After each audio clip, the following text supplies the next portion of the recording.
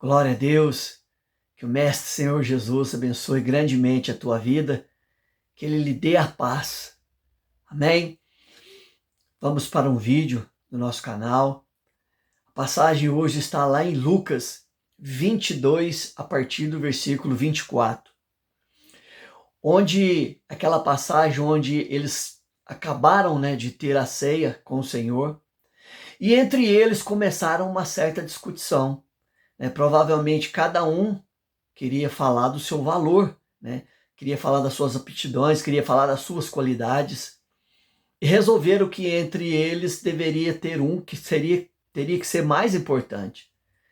E aí Jesus, vendo isso, a mente deles, o coração deles, Jesus conversa com eles. Amém?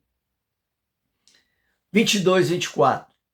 Os apóstolos tiveram uma forte discussão sobre qual deles deveria ser considerado o mais importante.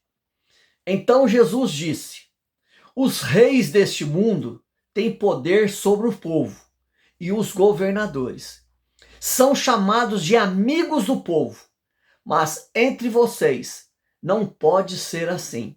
Pelo contrário, o mais importante deve ser como o menos importante. E o que manda deve ser como o que é mandado. Quem é mais importante? É o que está sentado à mesa para comer ou o que está servindo? Claro que é o que está sentado à mesa. Mas entre vocês, eu sou aquele que serve. Vocês têm estado sempre comigo nos meus sofrimentos, por isso, assim como meu Pai me deu o direito de governar, eu também dou o mesmo direito a vocês. Olha que interessante. Aqui Jesus disse, que o Pai deu direito a ele de governar. E ele também deu para os discípulos. Em João 17, 22, diz assim, a natureza divina, Jesus dizendo, a natureza divina que tu me destes, eu reparti com eles, a fim de que possam ser um, assim como tu e eu somos um. No 30, vocês vão comer e beber à minha mesa, no meu reino, e sentarão em tronos para julgar as 12 tribos de Israel. Jesus continuou: Simão, Simão, escute bem, Satanás já conseguiu licença para pôr vocês à prova. Ele vai peneirar vocês, como o lavrador peneira o trigo, a fim de separá-lo da palha. Mas eu tenho orado por você, Simão, para que não lhe falte fé.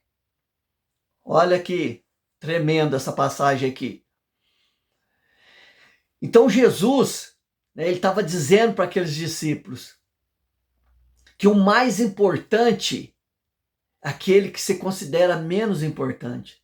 Porque no reino dos céus é assim, é dando que se recebe. É perdoando que se é perdoado. Então Jesus ali, falando com eles, olha, o diabo ele conseguiu licença para peneirar vocês, ele vai mexer com a vida de vocês. Ele vai testar vocês. E aí ele fala com Pedro, Ele fala aqui, Pedro, Pedro, alertando Pedro, chamando a atenção de Pedro. O diabo vai peneirar vocês, mas eu tenho orado, para que a tua fé não seja abalada. O que acontece, quando a nossa fé é provada? Ela é provada em momentos de adversidade, em desafios, dificuldades, nas dores, nas situações que colocam à prova a nossa confiança em Deus. Então o diabo ia mexer com a vida deles, mas Jesus estava orando para que a fé deles não seja abalada. Em Mateus 6, 21, Jesus disse assim aos discípulos: esta noite vocês fugirão e vão me abandonar, Pois as escrituras sagradas dizem: matarei o pastor e as ovelhas serão espalhadas. Mas depois que eu ressuscitar, eu irei adiante de vocês. Então ali, naquele momento, depois que Jesus fosse tirado deles, eles iam esparramar como ovelhas, né? Como ovelhas sem pastor. Vamos mais abaixo. Quando você voltar a mim, anime os seus irmãos. E olha que interessante. Pedro ia ser provado pelo diabo, né? E lá em 1 Pedro, está escrito assim, ó, no 5:8, Pedro dizendo: estejam alertas e fiquem vigiando, porque o inimigo de vocês, o diabo, ele anda ao derredor por aí como um leão, rugindo, procurando alguém para se devorar.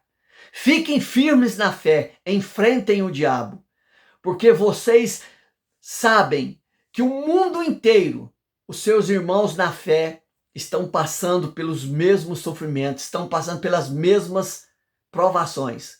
Pelas mesmas provações. Porque o diabo, ele é assim, ele é astuto, meu irmão. Ele é astuto. Ele fica esperando o momento certo. Toda vez que você pensa, né, em sair da presença de Deus, toda vez que você pensa em deixar a presença de Deus, deixar, né, Jesus, o diabo, ele sempre tem um barco ali te esperando para você entrar e partir. Ele sempre tem. Vamos mais embaixo do 33. Então Pedro disse a Jesus: estou pronto para ser preso e morrer com o Senhor. Então Jesus afirmou: Pedro, hoje, antes que o galo cante, você dirá 3 vezes que não me conhece. Olha que interessante, Jesus dizendo que o diabo ia peneirar eles, que o diabo ia colocar eles à prova. Porque Jesus, ele sabe de todas as coisas. Ele sabe tudo de todas as... Deus, ele sabe, mesmo antes da gente pensar, ele já sabe. Se você chegar diante de Deus para fazer um pedido, Deus já sabe aquilo que você vai pedir. Já sabe. Então, Pedro, né, pouco ali adiante daquela conversa, Pedro nega Jesus 3 vezes. 3 vezes. E o que é interessante, que Pedro, a fé dele não abalou. Você vê aqui que Pedro continuou com os discípulos ali. Mas a fé dele não abalou. A fé dele não abalou, ele continuou ali. Porque ele conhecia Jesus, ele sabia quem Jesus era. Mesmo ter negado ele ainda continuava com a fé no Mestre, ele ainda continuava com a fé em Jesus. Ao contrário de Judas, que Judas andou com Jesus, viu os milagres, fez milagres com Jesus, mas Judas não cria no coração dele, não acreditava no coração dele que ele era o Messias. Que ele era o Messias. Quando Jesus fala assim, todos, né, estão salvos, né? Todos, aí fala, menos um. Pois um é o diabo. Quer dizer que aquele que está falando é de Judas. Olha que interessante, tem pessoas que às vezes falam assim, não, mas isso aí estava na escritura, tinha que acontecer, tinha que ter um traidor, tinha que ter um Judas, para que as coisas acontecessem, para que se cumprisse. Mas veja bem o raciocínio. Tá certo que as coisas tinham que se cumprir. Mas veja bem, Pedro negou Jesus 3 vezes. O Judas, ele entregou Jesus. Ele vendeu Jesus por 30 moedas de prata. Se Judas estivesse esperando 3 dias, esperado 3 dias, Jesus ressuscitaria, Judas encontraria com Jesus, chegava diante de Jesus, mestre, eu pequei contra ti, me perdoa. Jesus perdoava Judas. Jesus tinha perdoado Judas. Mas como ele mesmo diz, um de vós é o diabo. Judas, ele tinha no coração dele, né, a semente do mal. Ele era o próprio diabo, vamos dizer assim. Porque nem o diabo converteu e Judas também não converteu. Não converteu. E olha que interessante. Aí quando ele fala assim, quando o Jesus pega e fala assim, quando você converter, né? Aí fala, quando você voltar para mim, quando você converter, você anime os seus irmãos. Você anime os seus irmãos. Em João 21, após, né, Jesus ter sido crucificado, após Jesus ter voltado à vida, né? Jesus ter ressuscitado, Jesus encontrou com eles lá na beira daquele rio, lá na beira, né, daquela praia. Vamos dizer assim, que ali foi, vamos dizer, praticamente uma ceia com eles, a última ceia com eles ali, que ele comeu com eles. E Jesus pega e pergunta para Pedro, em João 21:15. Quando eles acabaram de comer, Jesus perguntou a Simão Pedro: Simão, filho de João, você me ama mais do que esses outros me amam? Pedro responde: Sim, Senhor. Sabe que eu o amo, Senhor. Respondeu ele. Então Jesus lhe disse: Tome conta das minhas ovelhas. No 16, e perguntou pela segunda vez: Simão, filho de João, você me ama? Pedro respondeu: Sim, Senhor. Sabe que eu o amo, Senhor. E Jesus lhe disse outra vez: Tome conta das minhas ovelhas. E perguntou pela terceira vez: Simão, filho de João, você me ama? Então Pedro ficou triste, por Jesus ter lhe perguntado 3 vezes. Simão lembrou de quando ele negou Cristo 3 vezes. Quando Simão falou assim: Não, eu não vou te deixar, mestre, de forma alguma te deixarei, morreria junto com você. Mas aí ele nega 3 vezes. Ele lembrou. E aí o semblante de Pedro, né, mudou. O semblante de Pedro caiu, ficou triste, com o semblante triste.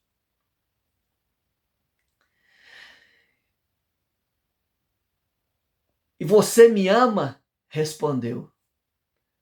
E aí Pedro mudou a forma dele dizer.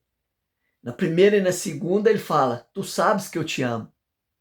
E aí na terceira resposta ele mudou. Ele diz assim: Senhor, tu sabes que eu te amo. Tu sabes de todas as coisas e sabe que eu te amo. E aí Jesus ordenou. Nota que em cima, na primeira e na segunda, a palavra diz: Jesus disse. Na terceira, ele disse: ele ordenou. Ele ordenou, ele fez uma ordenança. E aí ele diz: tome conta das minhas ovelhas. E aí ele fala, no 18: quando você era moço, você se aprontava e ia para onde queria. Mas eu afirmo a você que isto é verdade. Quando for velho, você estenderá as mãos. Alguém vai amarrá-las e vai levar para onde você não queira ir. Para onde você não quer ir. Ele está dizendo: Pedro, antes, Pedro, né, quando você era novo, quando você era do mundo, quando você estava sendo provado, você ia para onde você quisesse, você fazia o que você queria. Até uma faca você carregava para todos os lugares. Mas aí ele fala: mas quando você, né, já for mais velho, quando você for transformado, quando você for mudado, quando você for convertido, ele fala: você estenderá as mãos, né? E eles vão te levar para lugares onde você não quer ir. Aí alguns discípulos, na palavra mais abaixo, se fala que eles comentaram entre eles que aquela forma, que aquilo que Jesus está falando seria a forma com que Pedro ia morrer. Com que Pedro ia morrer. Meus irmãos, deixa eu dizer algo para você. Quantas vezes o diabo, ele teve a permissão para nos peneirar, para mexer conosco. As coisas que acontecem às vezes na nossa vida, e nós estamos sendo o quê? Peneirados, nós estamos sendo mexidos, aonde vai ser separado. Ele está dizendo onde vai se separar o grão e a palha. A palha é aquilo que não presta, aquilo que vai ser queimado. O grão é aquilo que vai para o celeiro, aquilo que vai para o céu. O grão somos nós. A palha é a impureza que está sendo tirada de nós. Então, muitas vezes nós somos peneirados. Mas no momento da peneiração, nós possamos ter a lucidez que nós estamos sendo provados, mas a nossa fé, ela tem que ser inabalável. Tem que ser como os montes de Sião. Firme, firme. A nossa fé. Às vezes a nossa fé vai ser provada, mas nós temos que mostrar em quem nós temos crido. E Jesus, ele orou por nós. Ele orou por nós. Ele orou por aqueles que eram seus, por aqueles que são seus. Ei, eu, você, nós somos dele. Ele já orou por nós. Nós temos que fazer o cumprimento da palavra na nossa vida. Agir como ele nos ensinou. Para que a alegria dele esteja em nós. Nós temos que viver todos os dias, a andar como ele andou. Viver as ordenanças que ele deixou para nós. As palavras de verdade que ele deixou para nós. Ele disse: conhecereis a verdade, e a verdade te libertará. É a verdade que nos liberta, é a verdade que nos livra de todo o mal. A sua palavra, ele é a verdade. Aquele que crê nele jamais ficará frustrado. Jamais ficará frustrado. Amém? Que Deus abençoe sua vida. Forte abraço.